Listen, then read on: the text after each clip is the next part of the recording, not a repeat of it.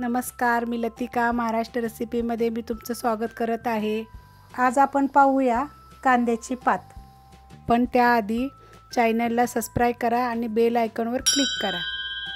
त्यासाठी लागणारे साहित्य ही दोन पेंड्या कांद्याची पात आहे बघा। मी चांगली धुवून कापून घेतलेली आहे बघा। आणि पाणी पूर्ण नितळून घ्यायचं बघा असं चाळणीमधून।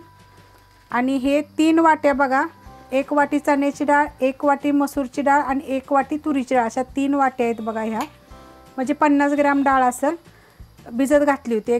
एक चांगलं अर्धा तास भिजत घातली होती बघा। ही चांगली भिजलेली आहे बघा, अशी चांगली भिजून द्यायची।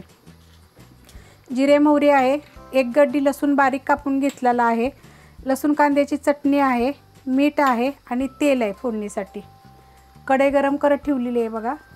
त्याच्यामध्ये बघा आपण 2 चमचे तेल टाकूया। हे बघा 2 चमचे तेल चांगलं गरम होऊन द्यायचं बघा। आपलं तेल चांगलं गरम झालेलं आहे। हे जिरे आणि मोहरी मिळून 1 चमचा आहे। 1 गड्डी लसूण बघा चांगला बारीक कापून घेतलेला आहे। चांगला आपला लसूण थोडासा लाल झाला पाहिजे बघा। हे बघा आता आपला लसूण बघा आता चांगला असा लाल झालेला आहे। ह्याच्यामध्ये ही डाळ टाकायची। डाळ मी 3 ते 4 पाण्याने धुवून नितळून घेतलेली आहे स्वच्छ। हे बघा आता हे चांगले हलवून घेतलेले आहे। आता ह्याच्यामध्ये बघा थोडंसं मीठ टाकते।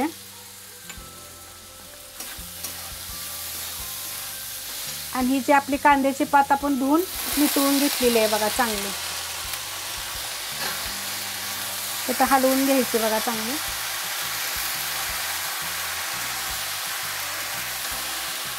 हे बघा आता हे चांगले मी हलवून घेतलेले आहे। आता आपण मगाशी डाळ टाकल्यानंतर त्यामध्ये मीठ टाकलं होतं, त्यामुळे बघा पाणी आपलं थोडंसं असं सुटतं।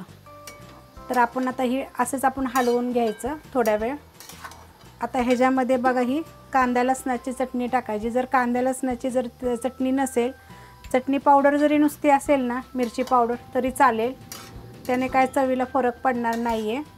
पण जे हे मी 3 डाळी मिक्स करून जे घेतलेले आहे ना, तुम्ही ह्या पद्धतीने एकदा करून बघा। कांद्याची पात एकदम चवीला छान लागते।